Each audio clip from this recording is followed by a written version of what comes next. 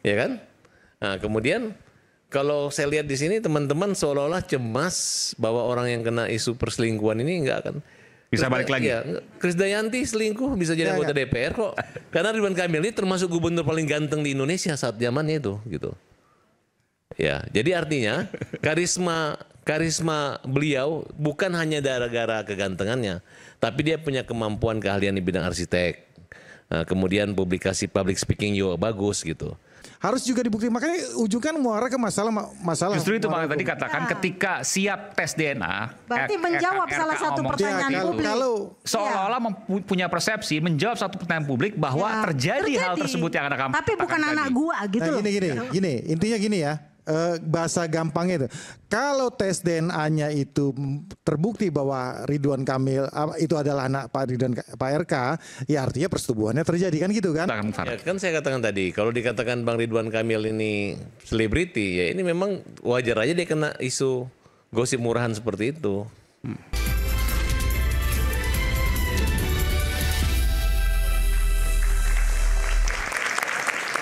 Di sini ada pakar komunikasi politik selain Bunda Leli, Prof. Bunda Leli, ada juga Bung Nyarwi Ahmad. Bung Nyarwi, Anda setuju dengan pernyataan saya ini? Kita nggak bicara soal dalam jangka waktu dekat, tapi kalau bicara soal elektoral pemilihan itu kan 2029.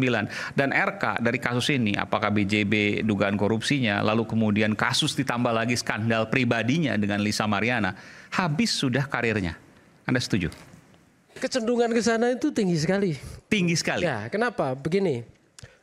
Pertama itu di Indonesia politik itu nggak bisa dilepaskan dari isu-isu yang moralitas, ya. Dan moralitas itu kan banyak ya. Misalnya kejujuran, tidak korupsi itu kan moralitas juga. Kemudian santun, ya secara keagamaan taat gitu ya, orang soleh gitu ya, misalnya begitu itu kan isu-isu moralitas semua. Dan setahu saya memang isu-isu ini kalau terkait dengan panggung elektoral itu sensitif, ya. Misalnya saya tarik ke belakang ya. Ini kita tidak hanya bicara RK saja sesungguhnya, tapi kan banyak juga para tokoh yang kemudian ada skandal-skandal yang sifatnya terkait moral ya, misalnya selingkuh atau apa gitu ya. Dan itu akan jadi selalu sasaran. Bahkan yang 2012 ya, saya lupa tahunnya, tapi 2012 sampai sekarang sudah 13 tahun nggak bisa muncul juga, walaupun mungkin jadi pengurus dan lain sebagainya, tapi nggak muncul ke publik. Iya, artinya dia tidak mungkin biasanya ya kalau itu terbukti, biasanya sulit untuk menjadi figur utama yang di panggung utama politik gitu ya. Memang risikonya begini, sedikit ya. Jawa Barat ini agak unik. Kita agak tarik luas sedikit ya, Bung Aiman. Banyak tokoh dari gubernur, wakil gubernur itu selebriti. Selebriti. Jadi kalau di teori saya itu kan selebriti politik ada dua, dari selebriti ke politik. Dari politisi yang kemudian menjadi selebriti politik. Deddy Mulyadi, Ridwan Kamil, dua-dua selebriti itu? Itu dari politisi menjadi selebriti politik. Kalau Deddy Miswar, Deddy Yusuf, itu dari selebriti kan, masuk ke politik kan gitu. Dan Jawa Barat ini ramah, artinya ramah itu pengagum gitu ya. Pemilihnya itu senang figur-figur ya, yang bisa mencitrakan dirinya. Bisa selebriti itu kan dia harus punya fanbase ya.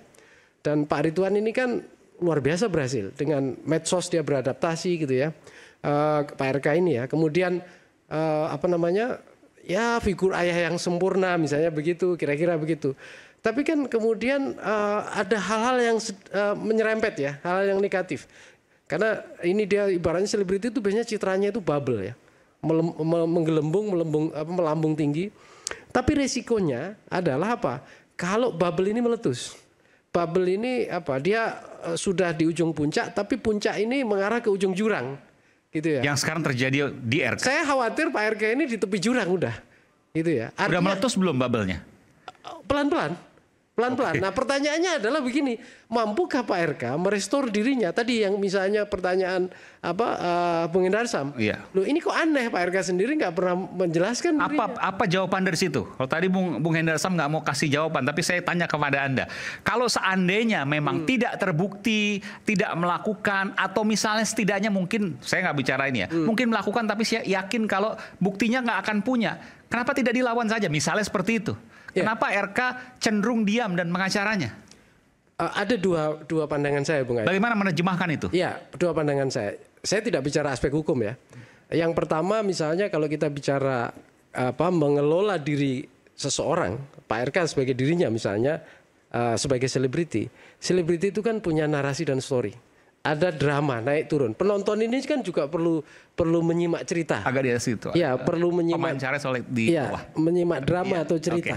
Kan gitu. Nah, ini ceritanya masih berseri nih. Jadi ya tentu belum anti klimaks.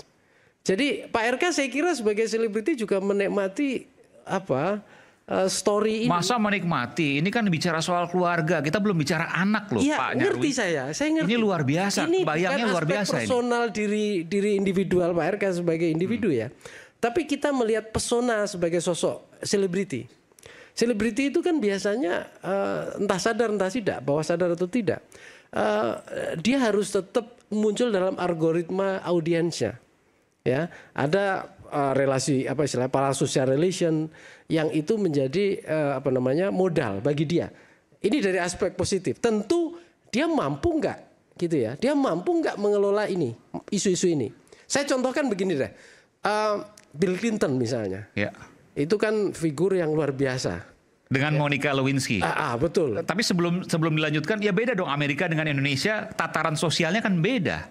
Betul. Budayanya beda, tapi kan perubahan budaya juga pelan-pelan bergeser. Dalam jangka pendek, ya tadi Pak Zen mengatakan mungkin kalau minta maaf orang memaafkan. Itu contoh ya budaya pemaaf. Tetapi budaya bahwa orang Indonesia tidak suka hal-hal yang menabrak moral, menabrak agama itu ada. Apalagi Jawa Barat. Ya, saya misalnya ada kalau kita lihat ya Jawa Barat ini kan di antara beberapa provinsi kalau kita tarik ke belakang bahkan bicara hal-hal yang disampaikan politisi misalnya soal syariat Islam itu kuat dukungannya. Betul, Jawa Barat. Sentimen itu kuat. Sama kayak Sulawesi Selatan itu kuat juga. Ya, artinya apa? Kalau hal yang melanggar norma moral itu ada semacam ketidaksukaan publik. Tapi pertanyaannya ini sejauh berapa lama? Berapa ingat? Gitu. Oke, saya tertarik begini. Pak RK tidak melakukan perlawanan karena menikmati apa yang terjadi saat ini. Anda mengatakan itu tadi ya? Saya khawatirnya perspektifnya yang saya yakin. Kenapa menikmati? Ini penting loh ini.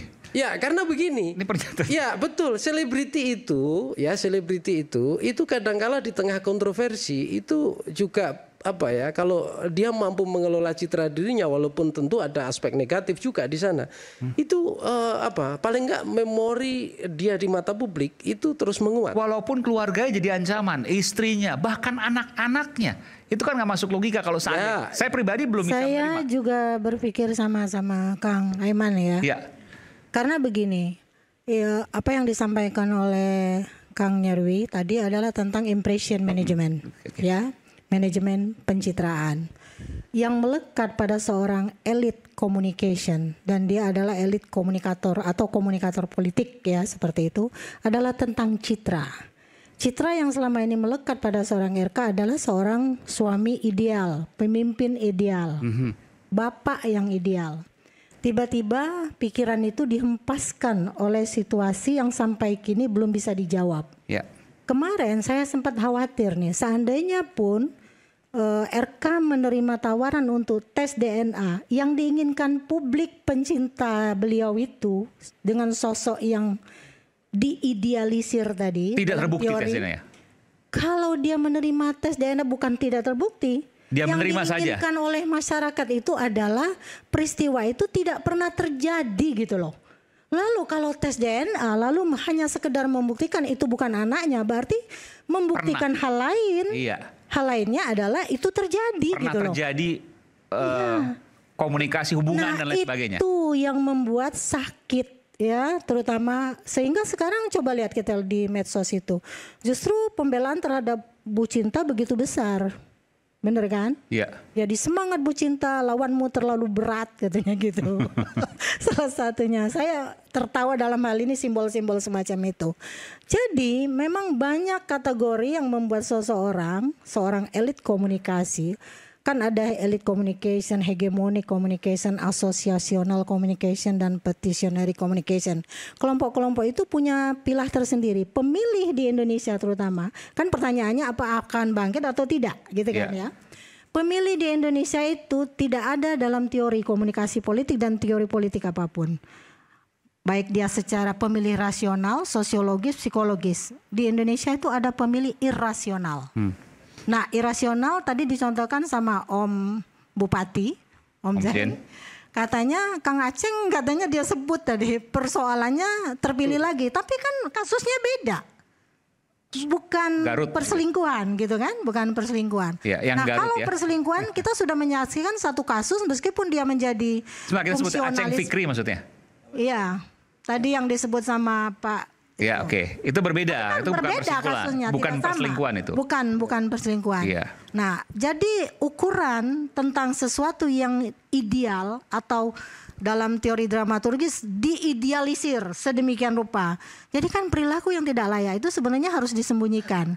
Kalau menerima tes DNA dulu, bukan anak gua, tapi kan terjadi. Yang ideal tadi sudah gugur salah satu. Dan itu untuk rakyat Jawa Barat susah untuk kembali. Susah. Tadi Mas Nyarwi menyatakan ada pada kategori agama Jawa Barat itu sangat kuat. Aku nggak setuju. Kenapa ya? Benar, sekarang benar.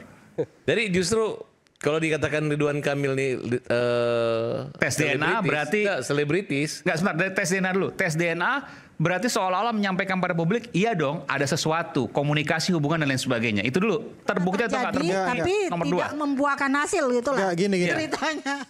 Ini kan harus Ini dibedakan. persepsi publik ya. bukan kesimpulan. Ini harus dibedakan bahwa satu ada tidak perbuatan persetubuhannya. Kan gitu. Itu belum terjawab juga. Ya kan gitu kan. Ini kan kita belum harus sejauh itu. Iya kan. Ada tidak persetubuhannya. Nah, kemudian ada tidak persetubuhan itu menghasilkan anak sesuatu kan gitu kan. Nah, ini kedua hal kan. Nah, yang dimaksud oleh Prof Bunda tadi Lely, kan, ya. Bunda Lely tadi menyatakan bahwa bisa jadi ya kan Bukan anaknya. bukan anaknya tapi persetubuhannya ada. Kan gitu. Nah, perselingkuhan itu lah yang kita tadi sebut yang ya. saya apa namanya itu merefer apa yang dikatakan oleh Bung Farhad tadi. Persetubuhannya kan harus terbukti. Harus juga dibukti. Makanya ujung kan muara ke masalah. Justru itu muara makanya tadi hukum. katakan ketika siap tes DNA. Berarti menjawab salah satu ngomong pertanyaan seperti itu. publik. Kalau Seolah-olah punya persepsi menjawab satu pertanyaan publik bahwa Ya, terjadi hal tersebut yang Anda katakan. Tapi bukan anak gua gitu nah, loh. gini, intinya gini ya. Bahasa gampangnya itu, kalau tes DNA-nya itu terbukti bahwa Ridwan Kamil itu adalah anak Pak RK, ya artinya persetubuhannya terjadi kan gitu kan? Ya. Nah, itu udah fix. Makanya oleh karena itu Kalau ini sebelum bicara hasil tes DNA, Sebelum silakan. hasil. Tapi begini Mas. Sebelum hasil. Kalau Jelasin dulu sebentar. Silakan. Betul Bu ya, Bu Ya. Bunda Lely. Jadi salah satu citra ideal itu luntur satu. Oke. Itu maksud saya. Ini maksudnya. Oke, Jadi udah silakan tes DNA bukan anak gua kok. Udah bukan Tapi tidak isu lagi. menjawab Betul. apakah persetubuhannya ada atau tidak. Tapi persepsi publik sudah terbentuk. Silakan Bung Ya, Farhad. kan saya katakan tadi, kalau dikatakan Bang Ridwan Kamil ini selebriti, ya ini memang wajar aja dia kena isu gosip murahan seperti itu. Ya kan? Nah, kemudian kalau saya lihat di sini teman-teman seolah-olah cemas bahwa orang yang kena isu perselingkuhan ini enggak akan Bisa balik lagi. Iya, Krisdayanti selingkuh bisa jadi Ya, anggota ya. DPR kok. Saya Contoh. bisa- Dengar dulu Mas. Contoh beberapa yang jadi selingkuh nggak masalah jadi selebritis.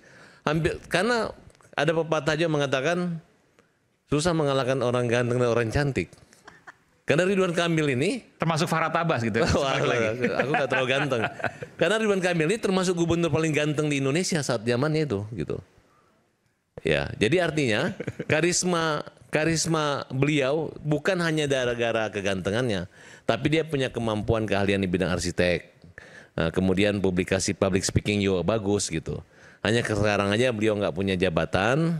Too good to be true lah kalau bahasanya ya. Ya, Sempurna, tapi ternyata luar biasa ada kasus di ujungnya setelah dia tidak menjabat yang kemudian juga luar biasa menjatuhkannya. Karena isu sensitif tentang wanita ini tadi Ibu Prof bilang katakan tentang harta Toyota wanita kan. Ya memang wanita ini sedikit gosip aja atau pakai rekayasa segala macam ini selingkuh itu bisa, tapi saya yakin masyarakat Jawa Barat sekarang itu bukan pemaaf, lebih modern, tidak hanya otaknya, ilmunya lebih bagus. Nah, justru saya mau menanyakan kepada Pak Bupati, ya Pak Bupati. Bapak kan sebagai ahli budaya, seniman juga di Purwakarta. Kalau kasus-kasus seperti ini, ya untuk bukan menuntut Pak Ridwan Kamil minta maaf baru dimaafkan gitu. Kira-kira apa ritual atau secara adat gitu? Mungkin Bapak sebagai tokoh adat mengatakan adat kalau perlu membersihkan kembali nama Pak Ridwan Kamil karena tidak menutup kemungkinan satu saat kasus ini akan menimpa atau Bapak alami kira-kira Pak. Ya Pak silakan Bapak dulu saya mendengar ya. Tapi kemudian kalau Bapak mengalami gitu, bukan Bapak lah. Kira-kira apa yang dilakukan? Enggak. Ini jangan sampai lah. Ini kan kita bicara terlepas dari betul atau tidak ya. Kita nggak bicara bahwa itu terjadi kan gitu. Karena masih jauh lah kita bicara itu terjadi atau itu anaknya Pak Ridwan Kamil atau bukan kan. Kalaupun misalnya terjadi selingkuh ya terus itu bukan anaknya misalnya kan, ya kan. Atau misalnya apalagi kalau tidak terjadi selingkuh berarti kan bukan sama sekali bukan anaknya. Meskipun persepsi publik sudah terbentuk karena mau tes DNA itu artinya pernah terjadi perselingkuhan kan gitu. Betul. Ini persepsi ya. Ya. Terus yang dimaksud oleh saya tadi bahwa kita mengakui dan meminta maaf atas kehilapan itu jika itu memang adanya terjadi. Nah kalau misalnya sebaliknya kalau itu tidak terjadi ya tinggal buktikan saja bahwa itu tidak terjadi kan gampang. Ya kan? Permasalahannya sampai sekarang tidak ada upaya yang dilihat tadi oleh Bung Hendarsam, oleh Bunda Lely, Prof. Lely. Ada upaya tersebut, itu yang jadi pertanyaan. Ada apa di balik ini? Nah, ketika apakah benar itu tidak ada publik akan upaya berpikir bahwa jangan-jangan benar terjadi perselingkuhan atau ada hal lain? Apa salahnya RK menjawab, saya tidak pernah berselingkuh. Nah, saya tidak pernah ketemu dia. Gitu. Apa salahnya menjawab? Kalau tidak berselingkuh. Kalau berselingkuh, mohon maaf, saya laki-laki, saya ganteng, saya hilaf dan saya sudah berselingkuh. Dan masyarakat Jawa Barat bisa menerima itu. Ya saya pikir masyarakat bukan hanya Jawa Barat, Indonesia ini orang timur, dia mudah melupakan dan memaafkan. Kan kalau persoalan politik itu kan bukan hanya perkaitannya dengan masyarakat secara keseluruhan ya, karena terkait elit politik. Kadang-kadang kan kalau dia untuk menjadi politik tetap stabil, dia harus tetap di partai politik. Kadang elit partai ini nggak nerima, bukan berarti masyarakat. Kalau terjadi pada Om, ya kan? aman gitu loh. Bukan. Saya tambahkan ya, biar saya tambahkan biar kita bisa tahu bahwa ada dua klasifikasi seorang selebritis dan artis Mbak. Untuk seorang artis ketika dia kalau kita melihat flashback ke belakang ketika mengalami kasus-kasus asusila, dia nggak susah untuk comeback. Untuk kita kasus A, C segala macam videonya di mana-mana, dia nggak susah untuk comeback. Karena dia memang berhubungan langsung dengan masyarakat. Itu yang dikatakan oleh Om Zen tadi. Karena masyarakat Indonesia itu adalah masyarakat yang pemaaf dan pelupa. Nah itu yang pasti. Tapi untuk konteks masalah kalau dia adalah seorang politisi, ini jangan lupa. Bukan masalah itu, ada barriernya. Barriernya itu adalah partai politik. Partai politik ini yang akan menyaring. Ini kalau ada seorang yang tanda kutip ya maaf ya, kalau ya kasusnya abu-abu, kalau Krisdayanti ini kan gosip ya. Tapi kalau kasusnya yang sudah jelas sampai udah ada videonya segala macam, mana ada partai politik yang mau ngambil untuk mengendorse lagi, itu mendowngrade partai politik itu sendiri. Makanya oleh karena itu partai politik ini garda terakhir dari moral daripada para politisi ini. Nah ini yang jadi masalah. Jadi ini nggak bisa dicampur adukan menjadi satu. Kenapa ini itu, Mas Nyarwi? Ya, nyambung Bung Emen. Nanti saya akan ke Bung Nyarwi. Tapi kita sadar nggak bahwa kenapa kemudian kita bicarakan soal Jawa Barat ini? Sekarang panggung Indonesia yang terbesar mungkin bisa jadi bukan panggung Jakarta lagi, tapi tiba-tiba menyeruak panggung Jawa Barat. Apakah itu Deddy Mulyadi? Apakah Ridwan Kamil dengan kasusnya? Kenapa bisa terjadi demikian? Dan apakah nanti 2029 saingannya Pak Prabowo misalnya justru muncul dari Jawa Barat? Saya tidak tahu. Kita akan bicara selepas jeda. Kami akan segera kembali sesaat lagi.